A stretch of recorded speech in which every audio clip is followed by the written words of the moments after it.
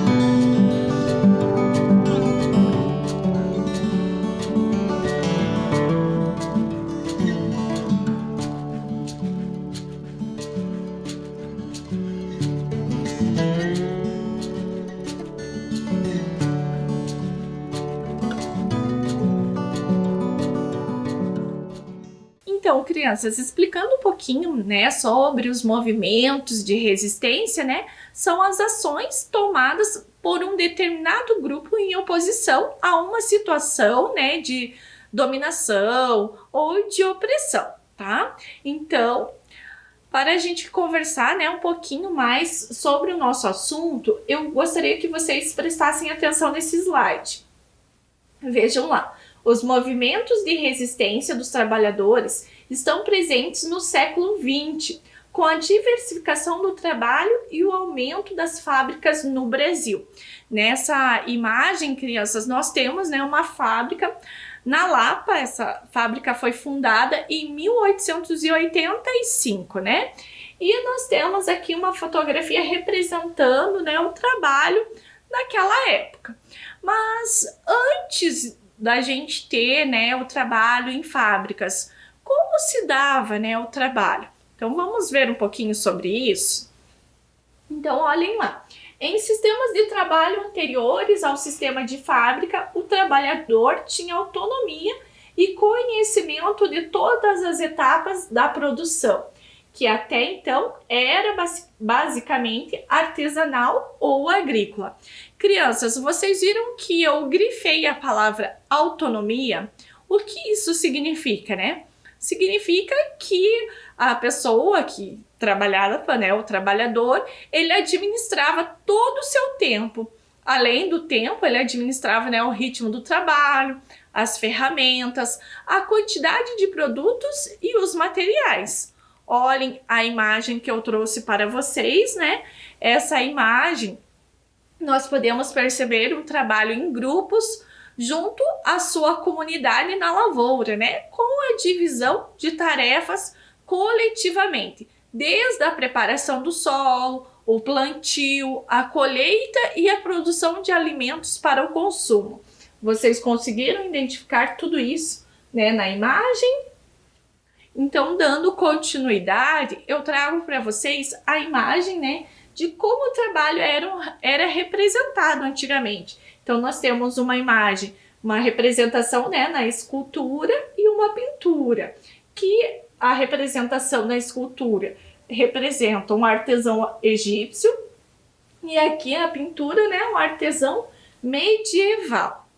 Continuando, crianças, nós temos aqui a imagem de uma oficina de trabalho, né? O que nós podemos perceber que é uma sapataria, né? E essa é uma profissão que representa um tipo de trabalho onde o trabalhador tem todo o domínio, né, do processo de produção, desde o início, né, recortando o couro, modelando, colando e costurando, até a finalização do calçado. Nós podemos perceber, crianças, nessa imagem, que é uma família, né? É o pai e seus 2 filhos, né, trabalhando ali na produção de sapatos, certo? Também, crianças, nós tivemos, né, uma época que o trabalho se dava através do tempo da natureza, né? Então, aqui a primeira imagem e a segunda imagem. O que isso quer nos dizer? Que desde, né, do amanhecer até o pôr do sol, as pessoas usavam esse horário para trabalhar, né? Então, o trabalho das pessoas era realizado conforme a natureza, né? O dia ou a noite. E o trabalho começava muito cedo, quando amanhecia o dia. Na segunda imagem, crianças, nós temos um quadro de Colbert, que representa as mulheres iniciando o trabalho diário, né, de fazer o pão, começando com o peneirar do trigo até, né, ali colocar ele no forno, certo? Continuando, eu trago para vocês a seguinte informação. Com o surgimento das fábricas, as relações de trabalho se modificaram. Isso, crianças, se deu a partir do século XVIII. Olhem a imagem que eu trago, né, para vocês de fábrica, né? É uma linha de montagem. Então, antigamente, né, uma foto de como era antigamente e como é hoje em dia, né? Nós sabemos que hoje em dia as linhas de montagem já estão bem mais informatizadas, né? Já tem até robôs, né, trabalhando no lugar das pessoas.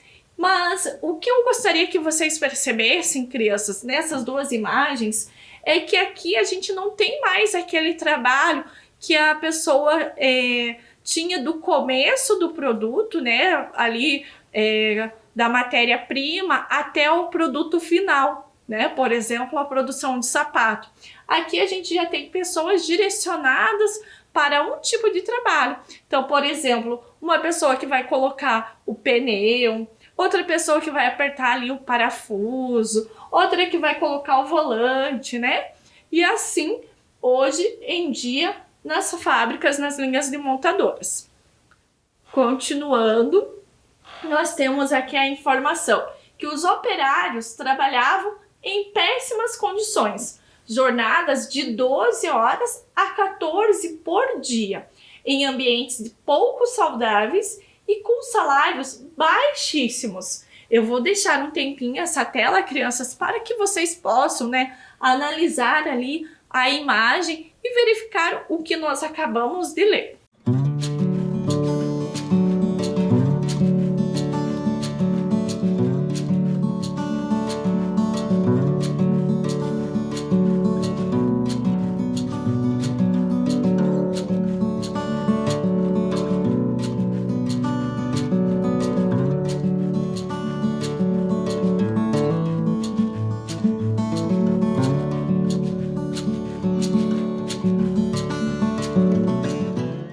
Tudo certo, crianças?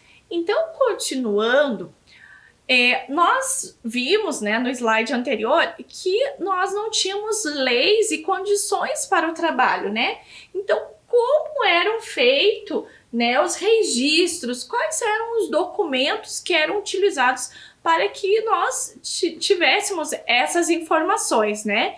Então, eu trago aqui para vocês o primeiro. Vou deixar um tempinho aqui para vocês analisarem essa imagem. Trata-se de uma fotografia. Vocês sabem, né, que a fotografia é uma fonte, né, de informação. Então, tempinho para que vocês analisem essa imagem e percebam do que se trata.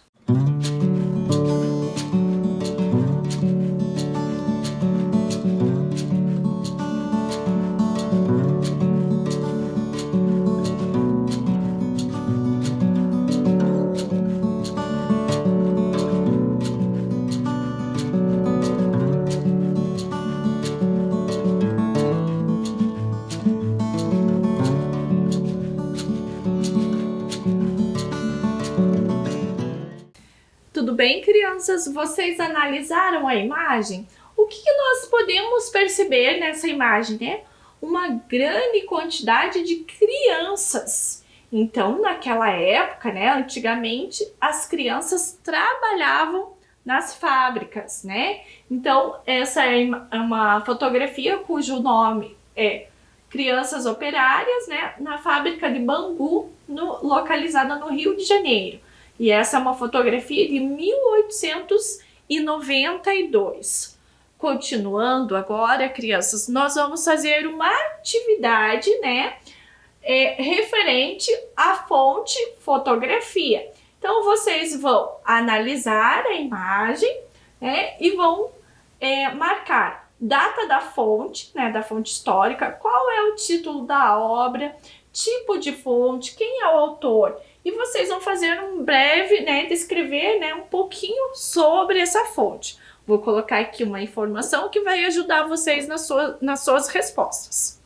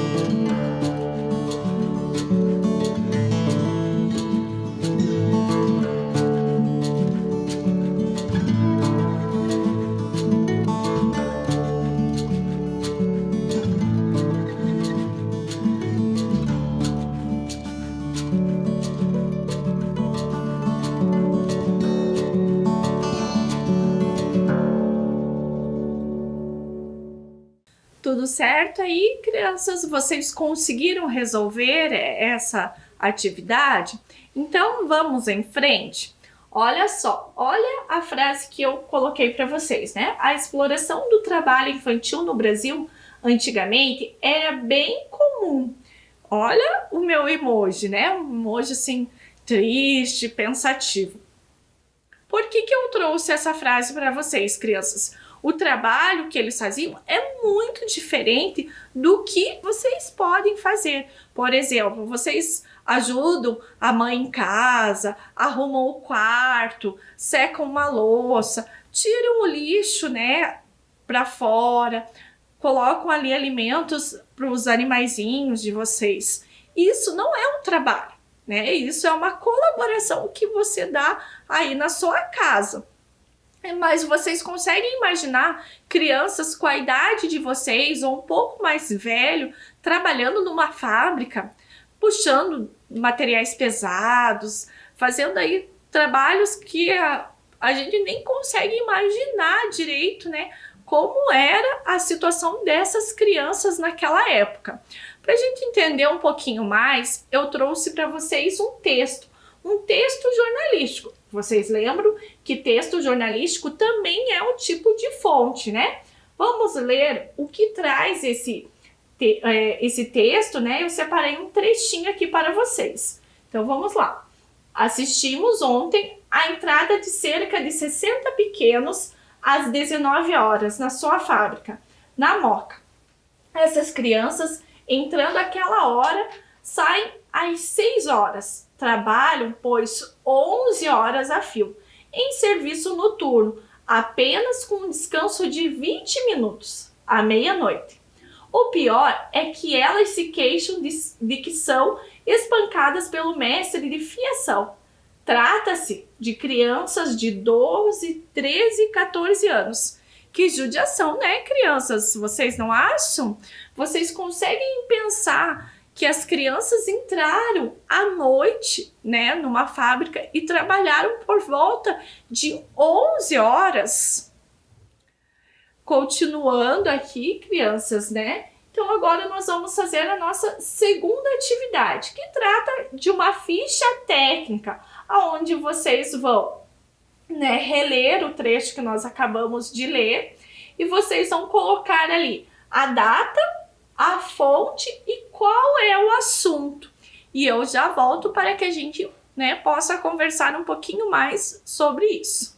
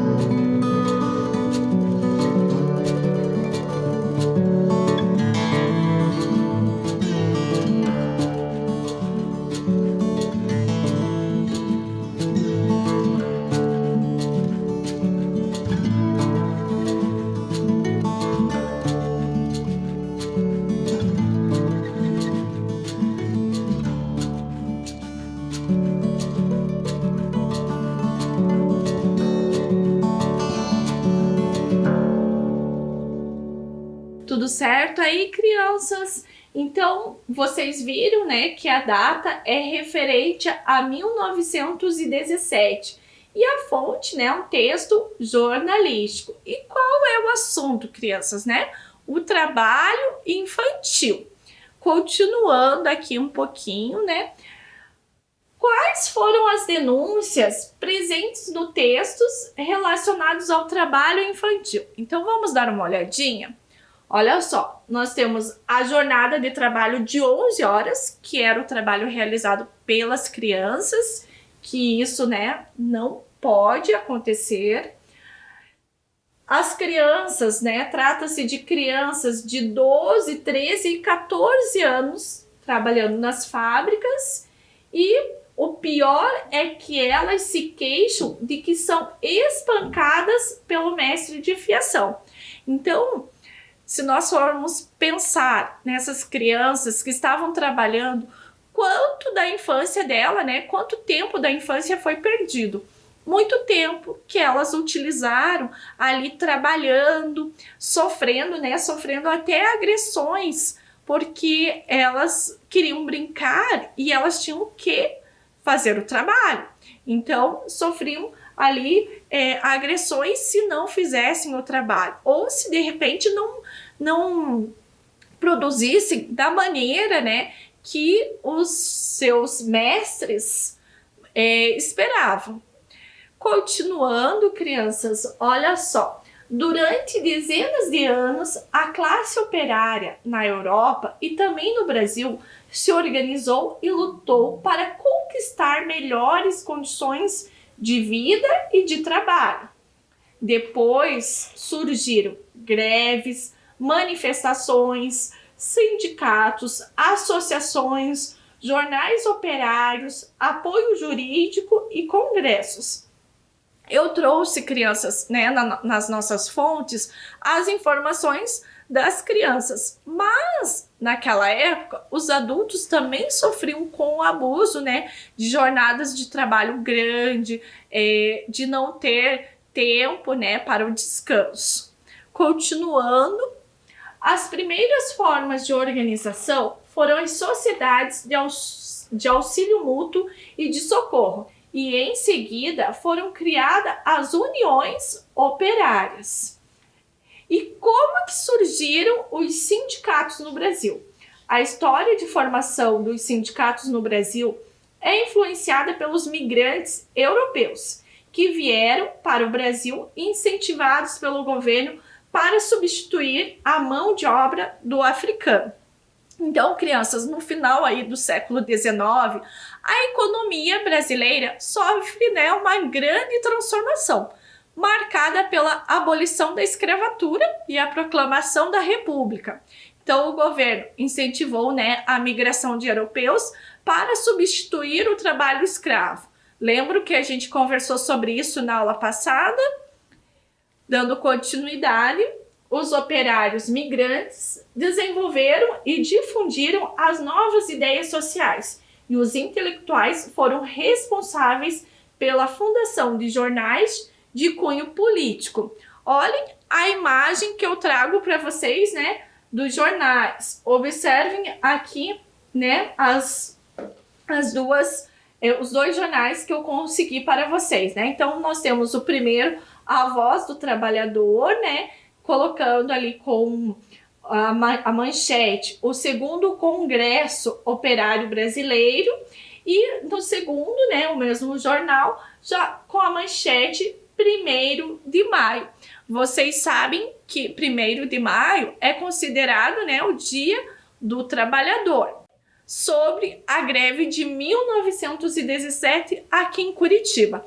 Então, quais eram as reivindicações, né, que os trabalhadores queriam? Então, a jornada de 8 horas de trabalho, impedimento de crianças menores de 14 anos no trabalho, abolição completa de multas, impedimento de moças menores de 21 anos no trabalho e a abolição de trabalhos noturnos, excetuando-se os necessários, não trabalhando mais de 6 horas. As outras reivindicações: o patrão não pode dispensar os empregados sem aviso prévio de 18 dias, dando em cada dia 1 hora de folga para o trabalhador, né, procurar trabalho. A responsabilidade dos patrões nos acidentes. As 8 horas são compreendidas das 7 horas às 11 horas, tendo 2 horas de descanso e depois da 1 às 5 horas. Então, crianças, seriam 4 horas pela manhã e mais 4 horas à tarde. Continuando aqui, né, a higiene nas fábricas. Naquela época, crianças, as fábricas, né, não tinham o costume de ter higiene, né, essa burocracia com a questão da limpeza. Então, existiam muitas doenças causadas, né, por causa do ambiente que os trabalhadores realizavam o seu trabalho. Então, uma das reivindicações era que, né, as empresas, as fábricas tivessem, né, higiene. Diminuição dos preços de aluguel de casa, abolição dos trabalhos por peça e redução dos preços dos gêneros alimentícios.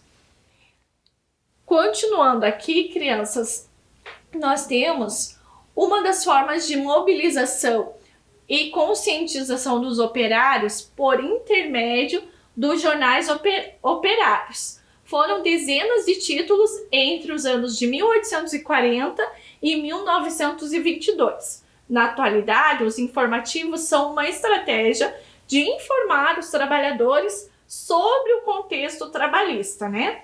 E aqui um exemplo do jornal, né, Agora. E, crianças, os sindicatos, né, as categorias como sindicatos de professores, metalúrgicos, trabalhadores rurais e tantos outros, eles possuem assim uma grande diversidade de veículos de comunicação, né, com esse fim de ajudar os operários, né, inclusive colocando ali os jornais. E agora nós vamos fazer a nossa última atividade. Vejam do que se trata. Imagine que você é um jornalista em 1917. Faça a capa de um jornal operário falando sobre a greve de 1917. Escreva as manchetes, greve dos trabalhadores, reivindicação dos trabalhos, e depois, né, faça as ilustrações para o jornal. Então aqui, crianças, vocês podem, né, escolher uma dessas duas manchetes e depois ilustrar a capa de vocês. Então, vou dar um tempinho, né, para vocês copiarem a atividade e desenvolverem ela no caderno.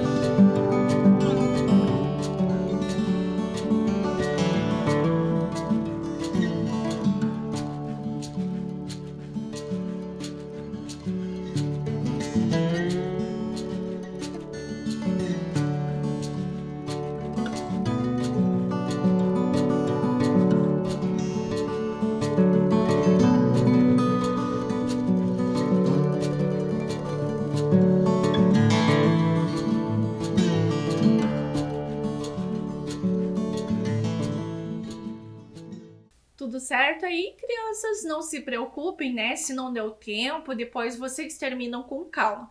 E a nossa aula está chegando ao final. Então, agora eu me despeço de vocês com um super beijo e até a próxima aula.